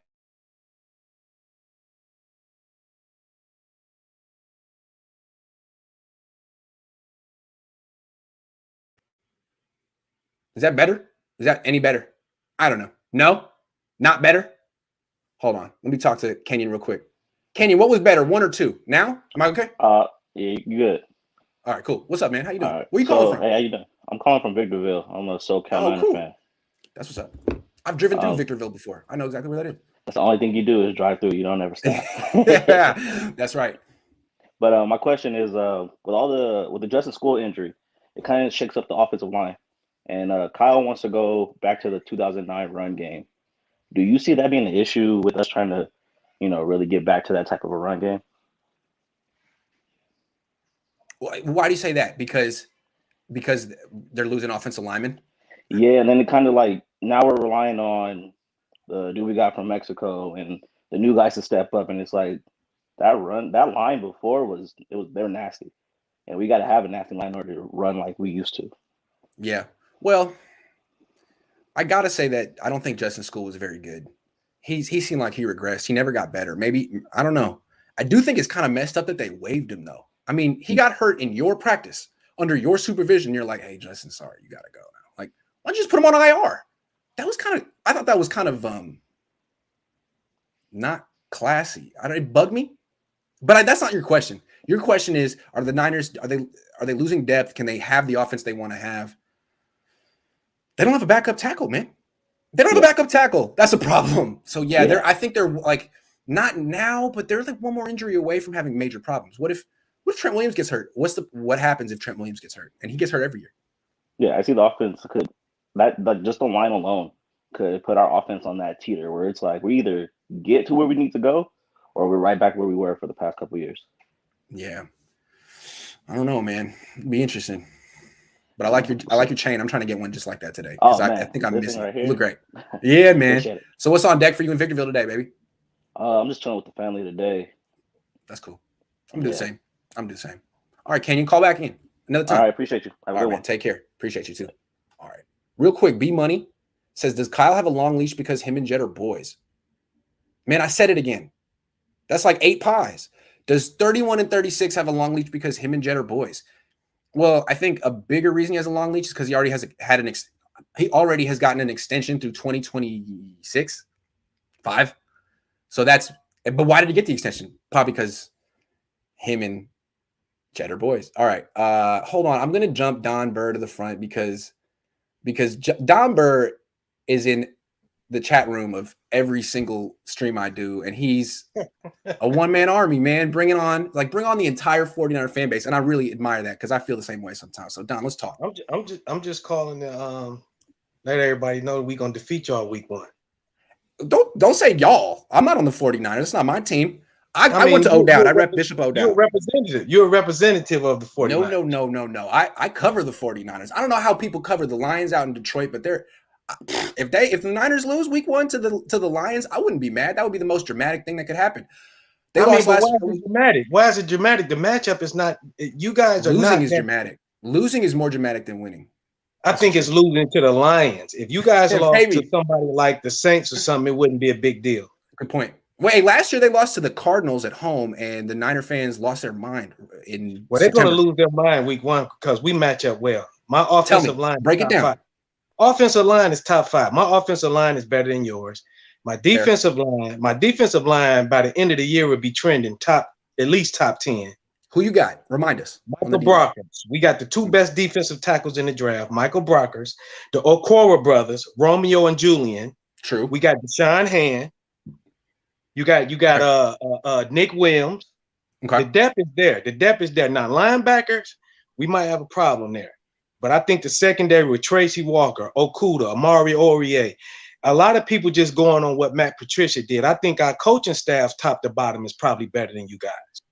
I don't know about that. Let's slow down. I think that's a really good point. I think that Matt Patricia was such a bad coach that just bringing in someone else, like look what the Browns did last year. They went from Freddie Kitchens to whoever that guy is. They basically went from horrendous to pretty good. And look at him. Okay. So that could be something right there. You got the Dan Campbell is the top dog. Dan Campbell. Deuce Staley. You got Deuce Staley on the staff. You got Aaron Glenn on the staff. You got Aubrey Pleasant that was with the Rams on the staff, the DB coach. Okay. You got the Bears linebacker coach on the staff. You brought in John Dorsey. Dom Capers is overlooking the master of the 3-4. He's overlooking Aaron Glenn. I mean, I don't know what people think. There's one thing you haven't said yet, though. There's one thing you haven't mentioned yet, though. I'm waiting for you. Waiting. When are you going to get there? What is that? Who? When are you going to get to the big thing I'm waiting for? You know what I'm talking about. You haven't mentioned it yet. Brad Holmes? Brad Holmes? The top, your quarterback spot. You haven't talked about that yet. I'm not worried about Goff because with Goff, if you give him time, he'll get the job done. That is true. And you do have an excellent offensive line. That is true. Excellent he can throw line. DeAndre Swift in the backfield. I mean, ex-Packer Jamal Williams in the backfield with him. I don't understand where people are saying 0-17, the Lions suck. I don't get it. Well, I think it's because they have a new coach and people don't know what to expect. But it's possible that he's an upgrade over the previous coach. And who are the top? They got? So you got Tyrell Williams and Brashad Perriman. I think nice additions. All on 1 year deal. All on 1 year deal. 1 year deals, prove it deals. So I'm just saying, if the Niners lose to the Lions week 1, do you understand how upset Niner fans are going to be? They're going to lose their mind. They're going to lose their mind. Thing, I'm already ready for the excuse to be, why didn't we start Trey Lance? When Jimmy G loses to the Lions, the excuse is going to be, we should have started Trey Lance. That's what everybody's going to say. So what you're saying is the Lions are going to get Trey Lance on the field fast. He's going to get there faster after we put Jimmy G on the field. Yeah. Oof. All right. Well, I like that you called your shot. You've been calling in every single live stream I've had in the last month or two. I respect it. I respect it. I know if I go back to the chat, the fans are going to be eating me up too. So no, they appreciate that you actually went on the show. I think they didn't think you would do it, man. Are you in Detroit? Yeah, I'm in Detroit. I'm still deciding whether I'm going to come to that game week 1. Should I go? Is Detroit nice in September? What do you think? Oh yeah, it's pretty nice in September, but it's going to get ugly for y'all, man. Well, not for the 49ers. It's not me. Not you. Hey, man, okay. Great call. Great call. All right, thank you. Anytime. Okay. You're always welcome. All right. Yes, sir. James Foster says, who's your QB, bro? Yeah, that's what I was saying. But no, he made a really good case, man. That's a pretty good team. Good offensive line. Niners win week 1. Rick Ross. That's not nice. What do I look like? Am I Malibu's Most Wanted right now? I kind of got a Malibu's Most Wanted thing going on right now, don't I? Don't be hating. Okay, Lucas. Hey, you're muted. You just got to press that little What's up, Grant? What's up, man? Where are you calling from? I'm calling from El Paso, Texas, man. Huge fan. Nice. Can you hear me okay? I hear you perfect, man. Absolutely. All right, sounds good, bro. What an honor, man. A little starstruck. My first time. I've been following your show. That's all good. I've been following your show and everything for a while now, and finally decided to call in. Well, thank you. So, actually, I started as studying journalism, so I love what you do. Oh. In my life journey, I wasn't able to pursue it because I was an international student back when I went to CCSF. Went to the Guardsman award-winning newspaper, covered for a few semesters there and stuff, but had a unique lifetime opportunity to join the military and get my citizenship and everything. So it's been a life journey, but now I work in tech. I work at Oracle. Nice. I'll be moving to Austin in the near future. But my question to you is, I feel like a lot of people are not really talking much about DeMeco Ryan and how this transition, with the 49ers having a really solid defense with Salah, what do you think is going to happen, with the defense, with DeMeco Ryan taking over the first year? Now we just lost another O-line. And another question, if I could ask, just because of my background in journalism, and then kind of going off of what the Detroit fan was saying previously, it's like, to you, when did you make that transition from like being a fan to, to being a journalist, and then looking at things in a more analytical and more critical and neutral perspective? I just kind of want to have that take from you, and I wanted to see what do you think about DeMeco Ryan year 1 and everything.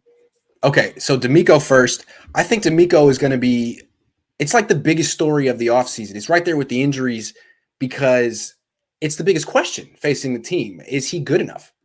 They could have replaced Robert Saleh with anyone. That's a really good defense. They could have had their pick. Like the Rams lost their guy and didn't promote from within. They brought Raheem Morrison, who's been a head coach. He's been a defensive coordinator. He's very experienced. The Niners went the other route. They promoted from within, someone they've been developing, which is cool. I mean, they all like him. So were they right? Because this is supposed to be a team that's win now.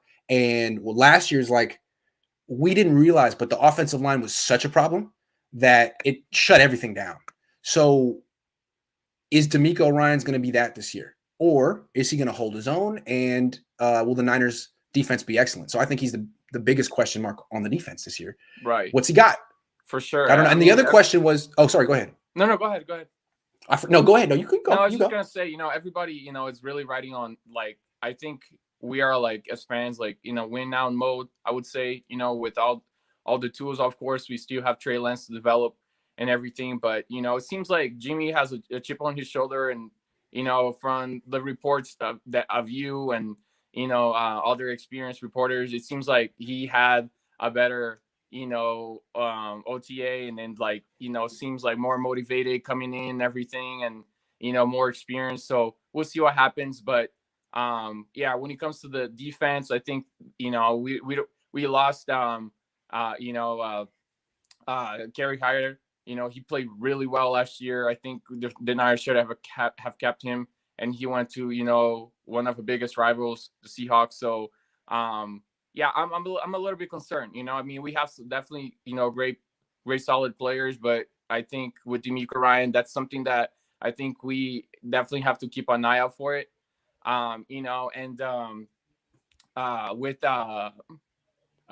With your experience, man, just wanted to kind of get your take. Sure. In your background, when that really happened to you, that transition from like fan to not fan? Yeah. As soon as I started becoming a freelance journalist. Now, the reason I knew that I needed to do that, or that I made the decision right at the beginning, was I grew up in the industry. My dad always told me, like, you can't be a fan to be a journalist. You cannot be a fan. Other people disagree. I mean, Bill Simmons made a career out of it. What's that? I say your dad's a legend, by the way. Oh, thank you love very watching much. The Cohn zone. So yeah, I mean, he wouldn't let me be a fan journalist. I knew that was always the deal. And also, I feel like journalism isn't cheerleading. Journalism is questioning powerful organizations. These are billion-dollar organizations that aren't scrutinized the way government officials are. And they should be, because they're making a ton of money and they're not always making the right decisions. So I felt like I'm trying to more, challenge power than suck up to power. That's just the way I do it, but other people do it differently. That's why, for me, man, I love the way you approach it. You're so grassroots. Like, I don't see any other journalism, like beat writer, doing what you do, giving us a chance as fans to like really voice our opinion and really getting grassroots with us like this, and I just really love the passion that you have, and the fact that, like, maybe because of my background, like, and then the way you challenge, like, the players and with difficult questions and making them think, being quick on their feet, like with Kyle. I know a lot of fans give you, crap for it, like, or heat for it because you challenge Kyle, but hey, he's the head coach, like, he has to respond, it's the big leagues. He has to make those big decisions, so, but yeah, I'm excited for, what's to come, and great, thanks so much for your time, man. Great call. Thanks for all the kind words. You really made me blush. Thank you very much. And great. Yeah, man. Call in anytime. Yeah, for sure. I'll definitely be calling in more often. And, I love watching all the shows you have with, Coast to Coast, Mondays with Vish, nice. Like all the shows you have, the other one late at night. So, yeah, not after dark, man. Thank you, Lucas. Yep. So sounds good, man. Thanks so much for the. All right. Take care, man. All the best. So nice. Hold on real quick. Yes. Goldblade says, Grant, where did you get the 31 and 36 starter kit you got on? Love the shows, man. Keep it up. Oaklandish in Oakland and the Adidas website. That's it. Thank you very much. All right, man. Tommy, what's up? Yo, how's it hanging? First off, good. I feel like everybody's a fanboy when they come on the show for you, but I'm a fanboy too. You're the man. You're absolutely the man. I appreciate you. You're the man. When I first started doing this show, I thought Niner fans would come on one after another and be like, Grant, I don't like you, and I'm going to tell you why. But it ended up being a very wholesome experience, so that's cool. Well, one thing though, I'm from the Bronx, so like your rapper, the list of rappers was, in my opinion, a little bit off. But he's East Coast. I'm sorry. Fair enough. Yeah, but I mean, I like I don't New know York rap too, though. What was that? I like New York rap too, though. I'm a big Max B fan. He's in prison. Yeah, I haven't listened for a while, but I mean, when you guys were talking about the Wu-Tang Clan, I knew with that. But all right, I had a couple of questions. So some of them are silly, some of them are serious. But first, I wanted to say that I'm a huge Jimmy G fanboy. Okay, this is a child-sized large. So we can say Jimmy Garoppolo's name because he's 22-8. The coach, though, his name is Mr. 31 and 36. Jimmy has a name. Yeah, I would be pissed if I were Jimmy, just thinking like, dude, look at my record, look at your record. My record, your record. That's all I would say. Somebody mentioned that in the chat one time on one of these shows. I thought it was a smart idea. When you look at the winning record with him, but they stopped taking the shirts off, the jerseys off the shelves already. So I had to get a just settle for this one. But yeah. So I had one question though. Well, one serious question. Sure. What, in your opinion, would Jimmy have to do to become the guy again? Is there anything he can do? What, if anything, can Jimmy do to kind of become? Absolutely. First of all, let's say Trey Lance isn't that good. What if he's not that good? We don't know. We haven't seen him in real game. He might not be that good. I mean, it happens all the time that quarterbacks disappoint. Look at Josh Rosen. He already did that once. I mean, so there's that. And let's say that I was talking with a previous caller, Joe Shasky. What if last year was a fluke? What if Jimmy Garoppolo doesn't get injured anymore? And he actually improves on what he did 2 years ago. Let's say he has a better statistical season than he had 2 years ago. The Niners win another 13 games, and he wins a Super Bowl. You're not replacing him at that point. I mean, now you got your franchise quarterback and a young kid that you can trade or. Is the Super Bowl, you think, a Super Bowl victory the minimum? What if, he gets to a conference championship 2 years in a row? Let's just say he sticks around 2 years and he gets what I'm saying is it depends also on Trey Lance. Yeah, if Trey Lance is really good, there might be nothing Jimmy Garoppolo can do. Kind of like with the whole Alex Smith, Patrick Mahomes thing. Like there was nothing. Alex Smith led the league in quarterback rating his last year in Kansas City. And they were like, sorry, we have Patrick Mahomes. Goodbye. And they were right.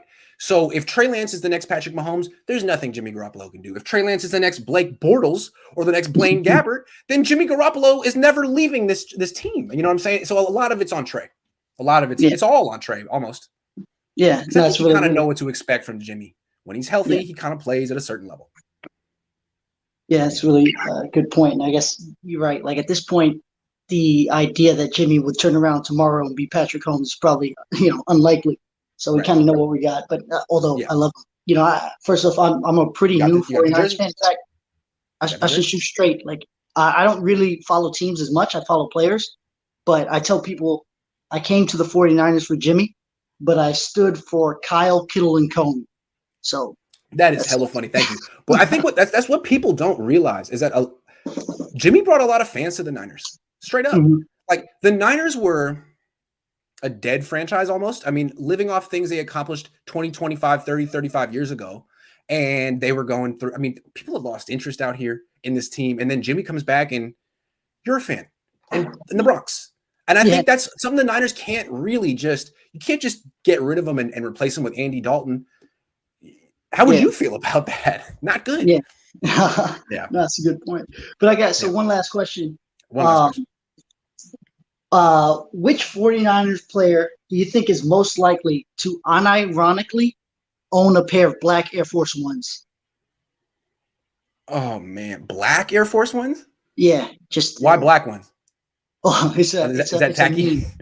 No, the idea is if you wear black Air Force Ones, you're a little bit of what's a appropriate way to say this on YouTube?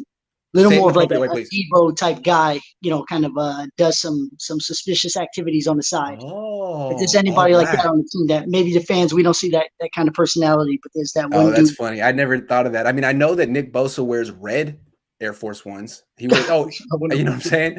I don't know, man. That's a good question. Who wear the black Air Force Ones? Someone you wouldn't expect. Oh man. Nah, I don't know, man. I don't know. Who do you think? Who would you guess? Well, look up the meme.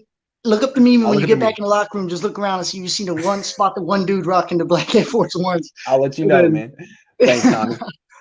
But yeah, thanks for having me on the show, and keep up the good work. Yeah, you too, man. See you next time. Take care. And two more. Newts. What's up, Newts? You're muted. Muted Newts. Hey. There was sorry. It's all good. Not too much, just cruising. I've been following a lot of your content lately, and I've kind of given up on the player analysis, and I've become organizationally critical, kind of how you are. And, okay, there you go. Yeah, it's like why are we really focusing on these players when we need to look big picture, right? Man, I mean, it's just there's so many variables. It's kind of like we could spend all day speculating. And you do, and it's great. I love it. Okay. But question for you. Do you think that he who shall not be named or the 49ers as an organization value like open source information? Open source information? So like in tech, you have a lot of different like open source softwares, people come together collaborating, and there's good stuff in there. And so people use that stuff in my opinion, what you do kind of brings the most open source information about the 49ers, like to. Got it. It's a new concept, but I totally understand what you're saying. Yes. Yeah. No, I don't think he's that kind of guy. Okay. I think he trusts himself, his dad, and like 5 people, and that's it. I know that Robert Saleh's that kind of guy. I mean, me and him would text about upcoming opponents. He would actually want to know what I thought. You know what I'm saying? Like, not to reveal too much about Robert Saleh, but I'm not saying that I helped him. I'm not saying that I was in any way helpful, but he actually took input and he was interested. He would ask me. I wouldn't be like, "Hey, Robert, this is what you got to do this week." Yeah. So I know he's that kind of a guy, and that's one of the reasons why he's so successful, because it's a good thing. If you're open-minded and you're smart, you can filter out the good and bad suggestions, but you never know where good suggestions are going to come from, and I don't feel like Kyle's that kind of guy. Yeah, I'm right there with you. I don't think he's an open-source kind of guy. You have a lot of people that know a lot about football that come in and talk, and they come from a lot of different perspectives and cultures, and they bring it to you, you know, and whether it be the Cohn phone or stuff you do throughout the week and the comments and things and topics that get brought up, like, why don't they just hire somebody to just watch your content and go through the stuff that they deem as valuable and present and say, hey, here is everything that's going on. Maybe they do. I don't know. They probably do. I mean, I'm sure someone in the PR staff is like delegated to watch my stuff to make sure that I'm not breaking rules and stuff. But I think Kyle Shanahan probably watches as little of me as he can stomach. The thing that was cool about Saleh is he used to watch my Periscopes all the time. He was interested. He understands that good input can come from all over the place. And not that I have good input all the time, but he was interested. I don't think Kyle's the same way. I think he basically feels like, who the hell does Grant think he is? That's fair. You know? I mean, in the spirit of what's been going on, I think that ideally he'll look at himself objectively and say, okay, well, these guys have a lot of really good points. There's data to back up everything that you've been saying recently. It's all kind of database. Why not open up a little bit? Why not say, you know what he should do? You know what he should do? He should start a YouTube channel and take calls. Listen to the fans, man. Why can you not do that? I mean, do you really need an intermediary? Do you need the media? Just start a YouTube channel, Kyle. Do exactly what I do. I said it again. Do a 31 and 36 phone, all right? Do a Mr. 31, a Mr. 5 games under 500 phone. People will call in and they will love you. I think there's no – if coaches can tweet, why can't they do this? I think it'd be a good idea. Talk to your fans. The same thing. Talk to your fans. Listen to them. Because you don't have the answers about the injuries. You straight up don't have them. So take some calls. Yeah, and 31. Honestly, from I've been an ex-athlete. From as far as preparation goes, I like everything that you've said. I have no problem with your approach. You know whose approach has a problem? His. And we're just trying to help. Honestly, we're just trying to help. We all like you, Mr. 31 and 36. We like you very much. Newts, thank you, man. Yeah. Hey. Good stuff. Good stuff. Take care. All right, last call real quick. Lucas says, can you please read my email when you get a chance? Lucas, I read it. I'll read it right now. Lucas, he said, hey, Grant, I was wondering, how can I call in the Cohn zone and talk with you? Man, you could call in right now. It's the Cohn phone. The link is in the description. There's nothing stopping you. This is the time. This is your moment. Will you call in? Because Edgar from Panama did. What's up, Edgar from Panama? What's up? Hey, how you doing, Grant? Good. How you doing? Are you in Panama? I am. Yeah, I like it. Yes. How did I know? Great to see you, man. Brilliant, right? Yeah. What's up, man? Hey, so I think there's a lot of reasons to be optimistic about the Niners this year, but I think two things that I wanted to ask you about is, one, what are you hearing about Fred Warner's extension? And do you think, that has the potential to derail things this year? That's my first question. We'll get to the second question now. It's a very interesting situation. I compared it to Kittle from last year, but Kittle is different. I think Kittle knew he was going to reset the market. He was going to be the highest paid guy. He wanted to get it done. I think Warner might want to wait. Warner's never gotten injured. I think he probably thinks he won't. And then if he waits till after Darius Leonard signs, he'll get more than Darius Leonard's. I think Leonard and Warner might both be kind of waiting for the other guy to move. So it might be more in the Niners' interest to push this. I would imagine the Niners are calling Warner's agent, and Warner's agent is dragging his feet. Okay. You know what I'm saying? Okay. Yeah. Yeah. Because it just seems like there's a lot of crickets around that, and it worries me a little bit, right? They've already said that they want him on the team for life or whatever, and they can't afford. I know they traded Buckner. They can't afford to trade this guy. So I think the holdup is from the Warner party. Okay. Gotcha. Yep. Makes a lot of sense. Okay. Cheers. And the other question I had for you is, what about Kittle? I mean, I love Kittle. I think all 49ers fans love Kittle, but it worries me a little bit that he tends to get nicked up because of the way he plays, right? And so I always worry about, have you heard anything about whether the organization is also concerned a little bit about, the style and whether that wear and tear, will affect their investment, right? Yes, absolutely. Sorry, ask the question again. I got people over here making fun of my hat and it distracted me. It upset me. I'm sorry. Ask the question again. The hat is a problem. I mean, sorry. Yeah, no, the hat's cool. I love it. They don't like it though. Sorry, go again. No, I was just going to ask, do you think from what you hear in the organization, is there concern about the long-term health of Kittle and their investment in him, right? Gotta be. Because the injuries he had when he was younger were from playing hard. The injury he had last year was very alarming to me. He was just running.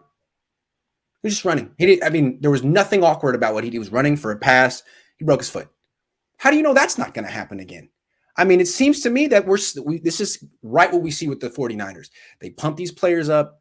They lift weights all year long, 365, and then eventually their bodies break down because they don't rest at all. I hate to think that that's happening with Kittle already, but I can't explain his injury last year in any other way. That's an overuse injury. And when you see him posting workout videos on Instagram, the only thing I can think of is I hope that foot's okay. Foot's okay, man. You're cutting very hard. Yeah, I mean, that's exactly why I asked, because, all the things that the team seems to be planning to do are predicated on these two guys that I just asked about, Warner and Kittle, being healthy, motivated, and good to go and producing, where everybody wants them to be producing, right? Yep, absolutely. So I think we all want George Kittle to bounce back and have a great career. I mean, the Niners just paid him a ton of money. It would be so Ninerish if he all of a sudden fell apart after he got paid. But who's to say he won't? Who's to say he won't? I mean, the way he got hurt last year makes me think it's anything could happen at any time with that body. Yeah. I hear you. Sorry, I got distracted mid call, man. No worries. No, thanks a lot. And I really appreciate the time. And I mean, if you have time for a last question, it's just out of the blue. I mean, why do you think they're always trying to replace your buddy, Ross Dwelly? I don't know. It's so disrespectful, man. I know. I mean, I just don't get it. He plays well when they give him the chance, so I just don't get it why they constantly try and upgrade the position and phase him out, right?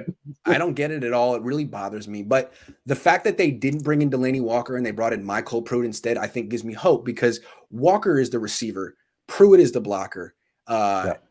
Obviously, Ross Dwelly isn't a great blocker, although I think he's underrated. He's more of a receiver. So bring in someone to compete with the other guy, Werner, not Dwelly. I think Dwelly's okay this year so far. I got my fingers crossed. But thanks for bringing him up, because it upsets me whenever they do that. Yeah. Upsets me. Anyway, have a great day in Panama. I hear you. You too. Thanks a lot. Great call. Thanks for calling in. Cheers. That's the show. I got everyone that called in today, and that's it. It's over.